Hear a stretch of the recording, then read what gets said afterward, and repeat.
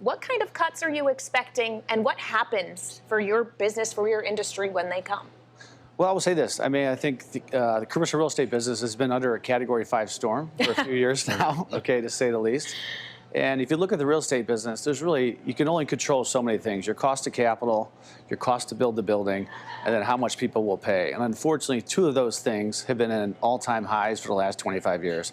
And so we are hoping, I was hoping in June something might have happened, but we're hoping for at least 50 basis points in September and hopefully another 50 basis points. And I think that will be a green shoot that everyone's looking for, that will slowly start allowing the capital that's been sitting on the sidelines to start investing. You got to love coming on Bloomberg. Kaylee Lyons hit you with the Fed on the first question. We got a lot more to say there, okay? Well, I bet that's true. Okay. Talk to us about Chicago, though. What would that mean for record vacancy rates in this city that have been so sticky? Yeah, I think if you look at Chicago, it's not dissimilar to other major urban areas. Is that you have concentration of office, you have office that is B and C type product, and so I think you need to lower the cost of capital for people to start making investments back into these urban areas. And let's face it, if we need to get these cities back on track, we need to get people coming back to work, and I think that you need to change some of the fundamentals, as I said, with interest rates, to make that a reality. Is the money there, though? Is the interest there? Everyone's waiting for the bottom, waiting for the moment? Yeah, I think it's fair to say we're in the trough. Yeah. And I think people are just looking for a green shoot. They want to see the Fed make a move.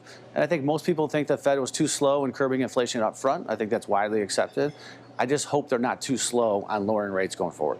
Okay, so if we're in the trough, does that make this the prime opportunity for a bargain? Yes. Then are you running out of time to pick up on some of those opportunities? Real estate doesn't move that quickly, but what I would say over the next 2 quarters, I don't think there is a better time in commercial real estate to acquire because of the dislocation. So I think you're right. I think the opportunities that we're seeing, we haven't seen in 20 years. And so I think it is a great time. And now it's a contrarian move. You have to have the capital there, but I do think there's a lot of institutional capital sitting on the sidelines waiting for the Fed to make a move. We've heard a bit from Donald Trump about the city of Chicago. Just most recently, about a week ago, compared it to Afghanistan, referring to crime stats here. Let's go back to 2019, as this is not a new refrain for the former president. Here's Donald Trump. It's embarrassing to us as a nation. All over the world, they're talking about Chicago. Afghanistan is a safe place by comparison. It's true. Saying the same thing now 5 years later. What does Donald Trump not understand about Chicago?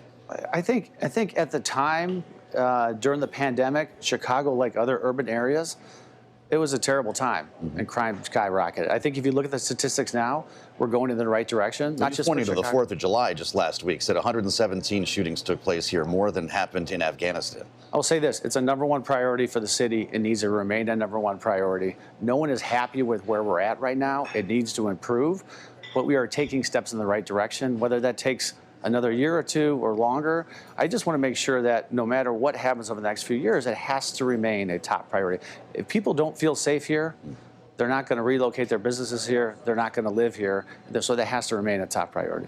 Well, and of course, the city's not a monolith. You've invested in specific areas. You were a key part in building out Fulton Market. Where are you looking at new opportunities? As we talk about picking up these bargains and spending capital, where within Chicago do you invest? I mean, I think if you look at the demographics, we obviously have substantial holdings here in Chicago, but we're in a dozen markets around the country. We're in Charlotte, we're in Atlanta, we're in Durham, we're in Miami, we're in Austin. So we are definitely diversified geographically, and we're also diversified from a product standpoint. So we started off doing primarily office, and now we do office, industrial, life science, and residential. So, with our eyes on the housing market for a moment, we're just hearing about Kamala Harris's platform.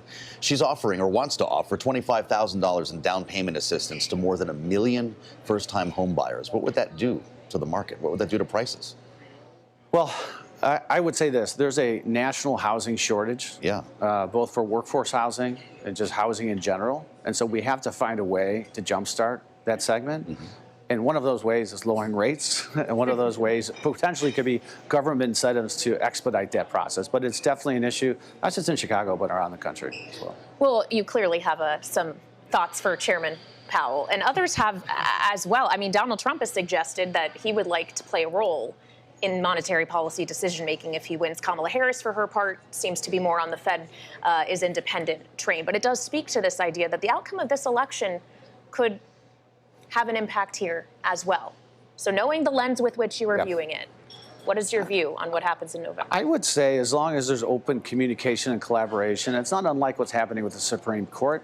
Whether that should be a term for life, I'm not the guy to answer that. But I do think there needs to be some input from the government into the Fed. You do? Yeah, I do. I do. What that looks like, what autonomy they maintain, as I said, it's not my expertise. But I do think, based on how I think too slow they were to cut rates, and hopefully they're going to, lower rates. I'm sorry, too slow to raise rates, and hopefully they're too aggressive to cut rates would be better. So I don't have the answer to that. They need to maintain their autonomy. At the same token, I think a little more communication, a little more collaboration would be better. Donald Trump told Bloomberg Business Week that he'd like to keep Jay Powell on, which surprised a lot of people. It didn't seem like a real big fan. You think that's a good idea? If he's reelected? That's out of my lane. I finally found the That's sweet way spot. out of my lane. Okay, I don't know. Not to say we don't think rates should have gone down earlier, but that's I don't know.